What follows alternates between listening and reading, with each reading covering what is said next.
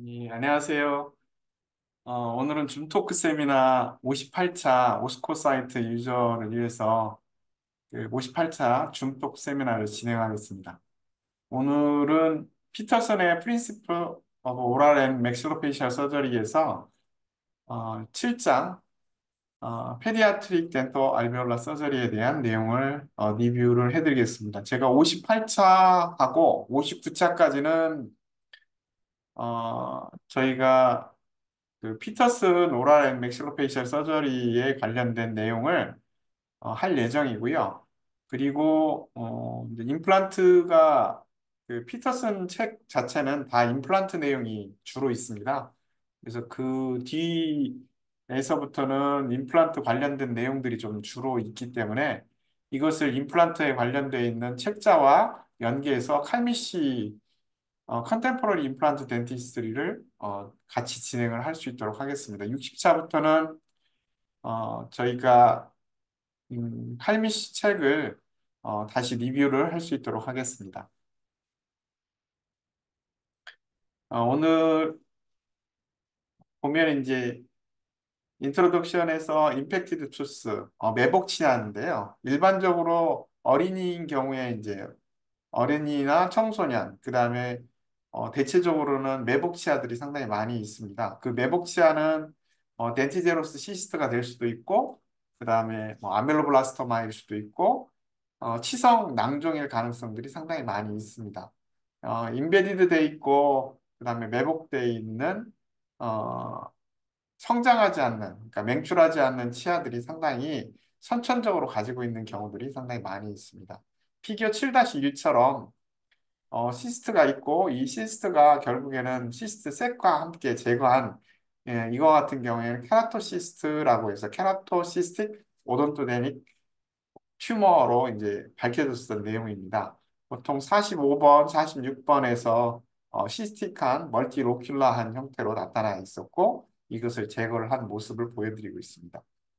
그 외에 7-2처럼 25세에 돼 있는 여성 환자인 경우에 클레도크라니알 디스오소시스 우리가 그 어깨에 있는 어깨라든지 그 다음에 이제 가슴에 있는 보통 클레이도크라니알 디스오소시스가 발생돼서 어, 숨을 못 쉬는 정도까지 돼 있는 분들이 상당히 많이 있는 경우도 있습니다. 국내에서도 상당히 적은 숫자지만 백미리알 히스토리를 가지고 있는 환자들이 상당히 있고요.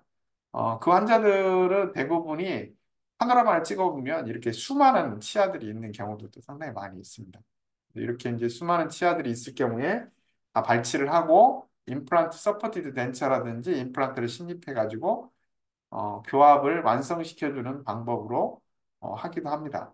뭐 그 이외에 이제 컨제니탈 디포미티 중에 클레프트 리벤 팔레이트라든지 크라니알 어,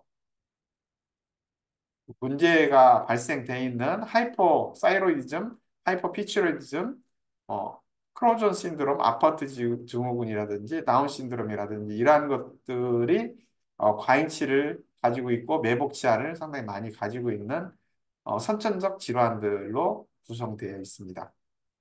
이런 선천적 질환을 가지고 있을 경우에는 저희가 이제 보통 엑스레이를 찍는 나이가 6세, 그다음에 뭐 12세 이렇게 이제 저희가 영구치가 있을 때, 영구치가 나오기 시작할 때, 그다음에 영구치가 완전히 유치에서 영구치로 변할 때, 이때쯤에 파노라마를 찍어서 대체적으로는 확인하시는 게 상당히 좋겠습니다. 저 같은 경우에는 6세, 12세에 반드시 파노라마를 찍도록 권유를 하고 있고, 유치인 경우에도 마찬가지로 4세 이후에, 4세 이후에 한 번은 파노라마를 찍어서 전체적인 영구 계승치가 있는지 여부를 확인해 주시는 게 상당히 좋겠습니다.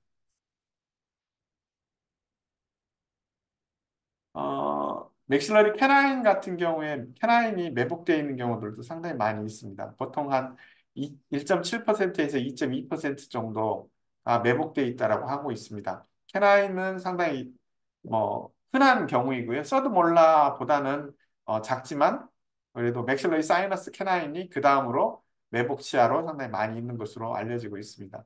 여성 환자에게서 2배 정도 많은 편이고요. 상악 치궁 자체가 좁기 때문에 매복되어 있는 경우들이 상당히 많이 있습니다. 그리고 이 매복되어 있는 치아 캐나인을 살리면서 전체적으로 캐나인을 익스포저 시켜가지고 브라켓을 달아서 이동시켜주는 캐나인이 제 위치로 갈 수 있도록 교정 치료를 하는 방법들도 상당히 많이 소개가 되고 있고 저 같은 경우에는 팔레트 상악이 악궁이 작기 때문에 맥실러리 넵 팔라탈 익스펜저를 통해서 스크루를 통해서 스크루나 잭 스크루를 통해서 팔라탈 익스펜저를 통해서 캐나인이 나올 수 있는 공간화를 만들어주는 역할들을 좀 하고는 있습니다. 팔레트에 있거나 그다음에 버칼 쪽에 있는 경우에 브라켓을 달아서 이렇게 이제 끌어내리는 일옵션을 시켜주는 방법들도 있겠습니다. 예를 들어서 이 환자는 22세 남자 환자인데요. 21번, 22번 부위에 과잉치가 있는 경우도 상당히 있습니다. 이런 경우에는 CT를 찍어서 팔레이트 쪽에 있는지 버칼 쪽에 있는지 반드시 확인이 좀 필요합니다. 과잉치는 제거하는 게 좋겠죠. 이렇게 팔레이트 쪽에 루트 쪽에 가까이에 팔레이트 쪽에 있습니다. 이럴 경우에는 루트를 접근하면서까지 할 필요는 없고요. 팔레이트에서 접근하는데 이 팔레이트에서 접근하는 깊이가 상당히 깊기 때문에 퍼포레이션 되는 경우도 상당히 많이 있는 것으로 알려지고 있습니다. 저도 대체적으로는 이런 경우에 이제 조심을 많이 하고 있습니다. 팔레이트로 접근을 하지만 버칼 쪽으로 접근을 하게 되면 이제 사이너스 그 맥시 나살 사이너스 플로어에 접근할 퍼포레이션을 일으킬 가능성도 있습니다. 이게 보통 21번하고 22번 사이에 존재하는 것을 확인할 수가 있었고요. 이럴 경우에 위쪽을 먼저 뽑느냐 아니면 아래쪽에서부터 위의 방향으로 뽑느냐 팔레이트 방향으로 뽑느냐 버칼 방향으로 뽑느냐로 했을 때 나살 플로어의 퍼포레이션은 버칼 쪽으로 접근했을 때 많이 발생을 하고요. 그 다음에 팔레이트 쪽으로 접근했을 때는 깊이가 상당히 두껍기 때문에 뼈 이식을 그 뼈와 그다음에 과잉치 간의 경계면을 확인하기가 상당히 어렵습니다. 팔레이트로 접근하느냐, 버칼 쪽으로 접근하느냐는 술자의 선호도이긴 하지만 저 같은 경우에 사이너스 맥실러 나살 플로우 자체를 쉽게 이제 접근할 수가 있기 때문에 버칼 쪽으로도 접근을 해보기도 합니다. 보통 여기에는 시스트가 있기 때문에 버칼 쪽으로 이제 접근을 하는 게 더 유리할 수도 있겠습니다. 보니까 버칼 쪽으로 접근을 나살 플로우와 하방에서 접근을 하면 될 것 같습니다. 이럴 경우에 나살 플로어에는 인젝을 나살 플로어 안쪽에다가 리도카인 인젝을 꼭 해주셔야 됩니다. 상당히 봉통이 있을 수가 있겠죠. 나비안 임팩트드 캐라인 같은 경우 테크닉 버칼 테크닉인 경우에는 버칼 쪽으로 접근을 해야 되고 케라티나이즈 티슈는 일렉트로 커터리를 통해서 인시전을 하는 것을 제거하는 것을 피하는 게 좋겠습니다. 왜냐하면 입술이라든지 이런 것들이 다칠 가능성들이 상당히 있고요.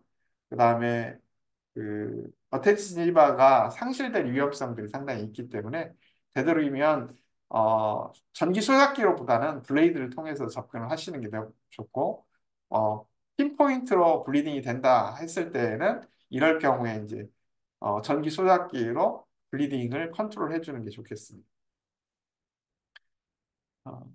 캐나인 오토 트랜스플란테이션 뭐 캐나인을 빼서 그 자리에다가 이동시킨다든지 그 다음에 고정시킨다든지 이런 방식으로도 치료를 오토 트랜스플란테이션을 하시기도 합니다. 근데 어, 루트 2년 동안에 루트 흡수가 있을 가능성들이 상당히 높고 그래서 되도록이면 브라켓을 붙여가지고 트랙션을 하는 게 가장 좋은 방법으로 생각이 되고 있습니다.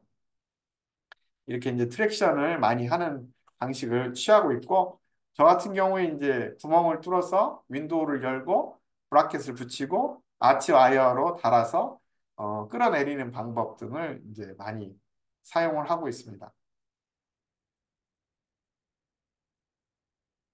그 위에 이제 뭐 치아가 1번 치아나 21번, 11번이 매복되어 있는 경우들도 있고 매복되어 있는 제1대구치, 제2대구치인 경우들도 상당히 있을 수가 있겠습니다. 그럴 경우에는 발치를 해서 제 위치에 뭐 이식을 하기도 하고 트랜스플란테이션을 하기도 하고 이런 방식으로도 사용할 수가 있겠습니다.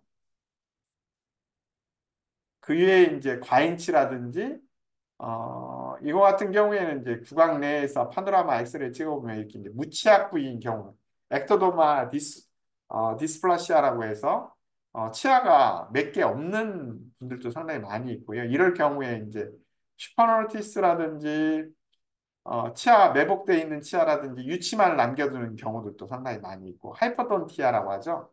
치아 숫자가 적은 하이퍼돈티아인 경우에는 보통 임플란트를 만약에 고려를 한다라고 했을 때에는 어, 성장기인 15세 이후에 임플란트를 식립하시는 게 좋겠고요. 만약에 이제 이렇게 어, 치아가 없는 경우에는 이제 미리 식립을 했을 때에는 임플란트가 보철물을 다시 바꿔줘야 됩니다. 왜냐하면 앵키로시스가 되거든요. 치아 뼈는 자라는데 임플란트 주변에 있는 뼈는 자라지 않기 때문에 앵키로시스가 될 가능성이 큽니다. 그래서 되도록이면 치아가 이제 전체적으로 치아의 교환면이 전혀 맞지 않는 경우도 많이 발생하기 때문에 임플란트를 계획한다면 15세 이상, 남자인 경우에는 17세까지 보고 있고요. 여자인 경우에는 15세를 보고 있습니다. 그래서 만 15세, 남자인 경우에는 만 17세에 임플란트를 식립하시는 게 좋겠다라고 설명을 하고 있습니다. 몰라 뿐만 아니라 이제 다른 치아에 트랜스플란테이션을 했을 때 브라켓을 아치 아이어로 해서 레진 와이어로 고정하고 난 다음에 향후에 이제 엔도 치료를 한다든지 통해서 루트의 흡수라든지 이런 것들을 감소시켜 줄 수 있는 방법을 고려를 할 수가 있겠습니다. 19세 여성 환자인데요.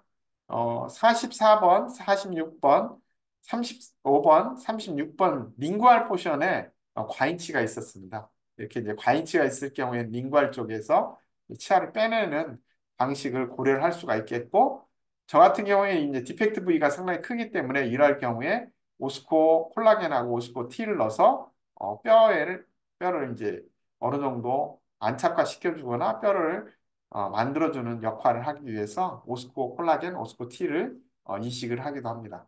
뭐 이렇게 링구알 플랩을 열어서 치아를 발치를 할 수가 있겠죠. 보통 CT를 찍어서 보게 되면 링구알 쪽에 이렇게 붙어서 있는 경우들도 상당히 드문 경우지만 이렇게 있을 수가 있겠습니다. 반대편 35번, 36번 사이에 치아가 과잉치가 이렇게 있으면 링구알 쪽, 이게 버칼이니까요. 링구알 쪽에 해당되는 부분을 접근을 해서 링구알 쪽 치아를 발치를 해주시는 게 좋겠습니다. 덴탈 임플란트의 그로잉 페이션트나 그로잉 칠든 차일드에서의 덴탈 임플란트는 대체적으로는 덴탈 임플란트를 식립하지 않는 게 좋겠다라고 설명을 합니다. 그리고 굳이 임플란트를 식립한다고 하면 지금처럼 이제 임플란트를 식립하게 되면 이 위치 자체가 상당히 높은 위치로 다시 변하게 됩니다. 다른 치아들을 함유하고 있는 뼈들은 성장을 하는데 전후방적인 그다음에 상하적인 부분들을 성장을 하기 때문에 임플란트 주변의 뼈는 성장하지 못합니다. 그래서 임플란트 주변에서는 뼈는 계속적으로 높아진다라고 보여지는 거죠. 교환면에서 높아지는 형태로 나타날 수가 있기 때문에 되도록이면 나이를 지켜서 임플란트를 식립하시는 것을 권장을 드립니다. 그리고 어린이 환자인 경우, 그로인 페이션트에서는 임플란트를 식립하는 것을 비추천합니다. 저 같은 경우에 15세, 남성인 경우에는 15세, 여성인 경우에는 17세를, 아니, 남성인 경우에는 17세, 여성인 경우에는 15세를 기준으로 해서 임플란트를 권유를 하지만, 되도록이면 임플란트를 권유를 하더라도 20대 이후에 임플란트를 권유하시는 게 가장 좋으리라고 생각됩니다. 제가 식립을 해본 결과로는 한 1, 2mm 정도의 싱킹되어 있는 것을 볼 수가 있습니다. 교환면에서 하방으로 싱킹되어 있는 것을 볼 수가 있어서 치아에 보철물을 다시 해준다든지 그럴 가능성들이 상당히 높기 때문에 좀 너무 일찍 임플란트를 식립하시지 않는 게 좋겠습니다. 이제 프레넥토미입니다. 프레넥토미는 어, 이 그, 파필라에서부터 시작해서 이렇게 1번에서 1번 사이에 라비알 프레넘이 있을 경우에는 인시전을 어태치 지바에 가까이에서 인시전을 하게 되면 이렇게 동그란 형태의 나온다는 형태로 나오면 수철을 쭉 해주시면 되겠습니다. G 플러스를 하든지 아니면 다이아몬드 세이브로 만들어서 교차하는 형태로 어, V자 모양 트라이앵귤라 플랩 자체를 교차하는 형태로 플랩을 해주면 G 플러스 D 테크닉이라고 할 수가 있겠습니다. 링구얼 프레넘 같은 경우에 혀를 앞쪽으로 내밀었을 때 혀가 W자 모양으로 생길 경우에는 혀에 부착해서 혀에 붙어서 인시전을 하시면 됩니다. 그럼 이렇게 나온다는 형태로 돼 있고 이것을 같이 추천을 해주시면 되겠습니다. 혀 배면에 해당되는 부분만 수철을 하고요. 혀 저면에는 수철을 해주시지 않는 게 좋겠습니다. 그래야 왈터스 덕트라든지 이 덕트를 꼬맨다든지 문제를 일으킬 가능성이 있기 때문에 이제 그런 것들을 피해가기 위해서는 혀의 배면에 해당되는 부분에 부착해서 수철을 해주시는 게 좋겠습니다. 이렇게 혀 배면에 해당되는 부분에 부착해가지고 수철을 이렇게 해주시면 되겠습니다. 임플란트에 관련된 저희가 어린이 환자의 덴토 알베올라 서저리에 대한 다양한 프레넥토미, 링괄 라비얼 프레넥토미, 링괄 프레넥토미, 그다음에 과잉치에 대한 얘기와 함께 임플란트 식립을 했을 때 어린이 환자의 임플란트를 식립했을 때 어떠한 컴플리케이션이 생기는지에 대한 여부를 주로 말씀을 좀 드렸습니다. 예, 임플란트를 식립했을 때 어린이 환자에게 특히 15세 이하의 환자들에게 임플란트를 권유하지 않습니다. 절대로 권유하면 상당히 그 성장에 지장을 주기 때문에 되도록이면 성장이 완전히 완료된 20대 이후에 20대 중반 이후에 어, 임플란트를 권유를 하시는 게 좋을 것 같습니다.